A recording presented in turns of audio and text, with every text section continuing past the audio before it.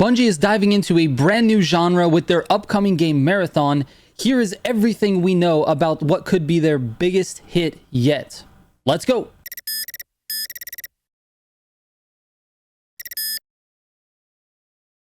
Marathon is Bungie's take on an extraction shooter. And for those of you who don't know what an extraction shooter is, the perfect examples of those could be like Escape from Tarkov or Call of Duty's DMZ mode, Hunt Showdown, or even the finals. The game type is pretty simple at its core. You load into a session and you loot around for gear and guns and complete objectives and try to extract with all of those things with your life. It's a high risk, high reward type of gameplay. If you happen to die in the session at the hands of AI or other players, all of your loot will be on the ground and other players can pick that up and use it as loot for themselves. The game mode combines this high tension threat of losing all of your gear when you die with a sort of battle royale PvP focus, and when it's well done, it is addicting to play. The most glaring differentiator for Marathon is definitely its art style. You can see this in the teaser trailer and on the Marathon website. However, Bungie is extremely good at movement, at gunplay, and at world building. Think Halo, think Destiny. The gunplay and movement in those games is just so satisfying, and the worlds they've built are just amazing. They're stunning and unique. I expect Marathon to be completely different from what we see on the extraction shooter market right now. A massive ghost ship hangs in low orbit over a lost colony of Tau Ceti 4. The 30,000 souls who call this place home have disappeared without a trace. Strange signals hint at mysterious artifacts, long dormant AI, and troves of untold riches. You are a runner venturing into the unknown in a fight for fame and infamy. Who among you will write their names across the stars? All right, let's dive into what Tau Ceti 4 is. It's not just a name that Bungie has just randomly made up, even though it kind of looks like that if you're unfamiliar. Tau Ceti is a real star, just like our sun, and it has several known planets that actually are in its orbit. It's actually one of the closest systems that we believe there could be life on one of those planets. The fourth planet in particular is just far enough away from Tau Ceti that it could actually maintain an atmosphere and thus possibly have life on it just like ours. And thus Bungie's name, Tau Ceti 4. The idea of wrapping the story of this game around a potential advanced civilization on a planet that's similar to ours in a system that's similar to ours really is fantastic. It makes this whole futuristic thing like really feel possible.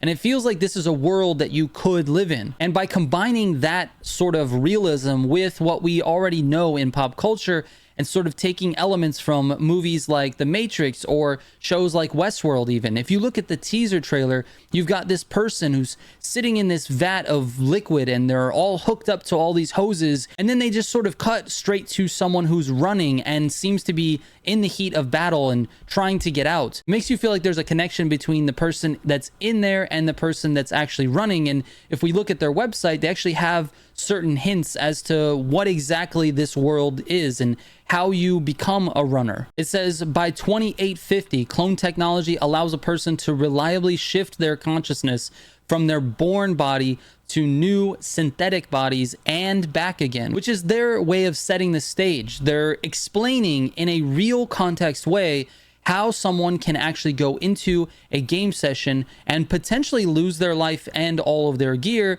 and still make it alive in the real world and be able to create a new synthetic body and go back in. They're just really good at setting the stage and building this world in front of us and letting our imagination sort of run wild with what we can possibly do, but then giving us a little bit of boundaries. It's nice. We even see some of the evidence of how these bodies are built in this teaser. You can see these little mechanical caterpillars that are laying thread across the hand or across the body or face. And the world itself looks beautiful. It's got these really clean lines and all these buildings, and it's modern and it's spacey and it's sharp and clean. And then it's got all of this like really bright colored highlighted areas. And visually, I think when you're in a world like that, you're gonna see this combination of where these sharp, crazy sharp lines with buildings and stuff meet all of this terrain. And you've got the water that shows that dead runner in, and all of the blood that's spilled out, assuming that's blood for a synthetic body. Then you got the sniper that's perched up on top of the hill that takes this guy out in the middle of what seems like an open area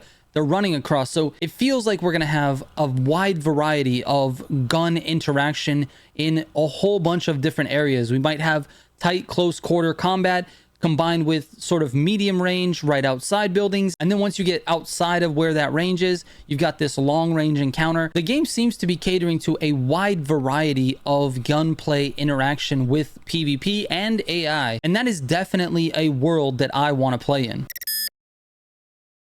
Given that there hasn't been much released officially about the game, the only people that really know the answer to this question are Bungie. Think the gunplay of Destiny mixed with the pace of Apex Legends, but with the ultimate consequences of losing all of your gear and loot if you die. Now, I imagine there's going to be some sort of default state that your runner will be in, or you just build a new runner every time you die. Either way, there's going to be a starting point. You know, you're going to have some basic level gear in order to go in and fight. Otherwise, you would enter with nothing and then be at a huge disadvantage over players who have been playing a long time, which is probably going to be the case anyways. I think there's going to be some balance to it. You're probably going to get a basic gun, you know, a basic backpack to bring in, some basic defense like armor or something like that. And then you'll have to go in and scavenge for better stuff. Now, with all the experience of inventory management that Destiny features, I can't really imagine Marathon without some sort of vault or inventory cache for your guns and your loot that you've been collecting. So if you do end up dying in there, you can probably gear back up with the stuff that you have in your inventory. Now, as far as the runners themselves go, we do know from a Forbes article that has a Bungie insider as a source that the game features class-based systems, meaning your runners are going to be put into, you know, one of, let's say, 3 classes. This is going to be very similar to the Apex Legends characters. I think each one will have certain default abilities that you can upgrade through a skill tree. Those abilities will actually change the way you play the game. And because you're going to be able to load into this game as a single player or as a party of 3, I'm sure there's going to be some team play and team composition elements that are going to be important here. But in that Forbes article, he actually says that the guns and the loot that you get are actually more important than the classes, which means the classes are actually just a secondary sort of passive bonus for you. He also says that the loadout can be customized a lot and that there are gameplay buffs that can be earned through XP and universal implants that you can slot into your characters for even more customization. It sounds to me like a very Destiny influence. In Destiny, there are many ways to customize your character with various skills or perks that do a wide variety of things, and you can do the same thing to your guns and gear. You can build them certain ways. And if it really is anything like that, it means finding a good build to fit your play style will be crucial to your success in each of the sessions that you go on. In addition to that, there have been talks about puzzles or secrets within the game, although maybe less than originally planned because they did switch the creative director sort of halfway through. And to me, that's very exciting because I love those types of secrets. I can still remember the day that the community found out about the Whisper of the Worm quest in Destiny 2. It was phenomenal. It was a great day. That quest was super hard and we had to figure it out. The game didn't tell you what to do. And that sort of thing is missing a lot from modern day games. Feels like the games are trying to help you win all the time. And I love it when there's a difficult thing inside of the game and the game doesn't tell you how to do it and you finally figure it out, or you figure it out with the help of other community members. That is a very satisfying and gratifying moment in games. The art style in the game is absolutely beautiful, and I think it's the most glaring thing that pops out the second you watch a teaser trailer or you go to the Marathon website. You just look at, wow, there's these super high contrast colors, high saturation with color splash for dramatic effect, and sort of this weird realism within the game, but then these pops of like insane color in like very specific, very intentional spaces to draw attention to those locations. I think this art style is going to have a huge effect on how this game plays. Runners are going to be way more visible from long distances than you think, simply because of how high vis the gear is. Like, look at this runner who's in this teaser. They have lots of different color on them, and you can see that stuff from a mile away. It's one of the reasons why I think this game is going to feature extremely fast-paced gameplay. Like, you're not going to have the PUBG experience as a battle royale. You're not going to have the Escape from Tarkov where you can't see anything. I think it's going to be very clear that if a player is within sightline, you're going to be able to recognize them, much like Apex Legends. In that game, you can see people from a mile away, you can see their movement, you can see their characters. The art style will sort of provide these opportunities for you to engage in combat or try to avoid it.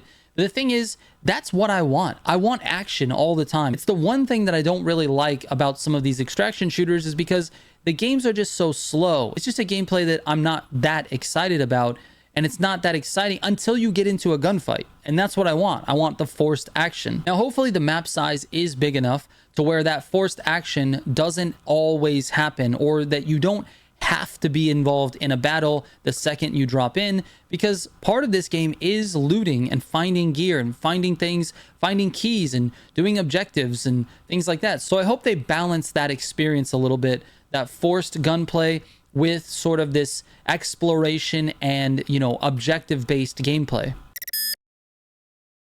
Now, there hasn't been a lot of information about when you'll be able to play this game. It was slated for a 2025 release, and we did get a video from Joe Ziegler saying that they are going to open up the testing phases for more players here in 25, and it sounds like that might be pretty soon, hopefully sometime in the spring or summer. But with the way this game is developing and sort of behind closed doors, and there's not been a lot of press about it, I would say that we're looking at a late 25 release or possibly an early 26 release. It'll be available on PlayStation 5, Xbox Series consoles, and of course Steam.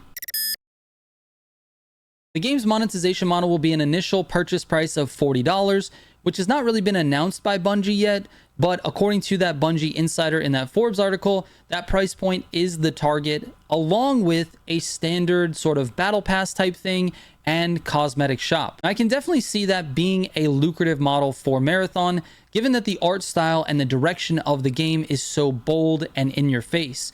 Bungie has always been good with cosmetics, so I have no reason to believe that they wouldn't put out some insane skins for the characters. Whether that's what the community wants or not remains to be seen, but it really depends on the gameplay. Like, if it's super addicting and players want to spend a lot of time in that game, in that world, then they may want to buy skins and show it off. Now, if you made it this far, I really appreciate it. The channel is going to be centered around Marathon all the way up to launch and beyond. We're going to be covering it in depth every single step of the way. So if this video has been entertaining or educational for you and you enjoyed it, consider subscribing, because there's a lot more Marathon content to come. All right, I'll catch you on the next one. Trigger out.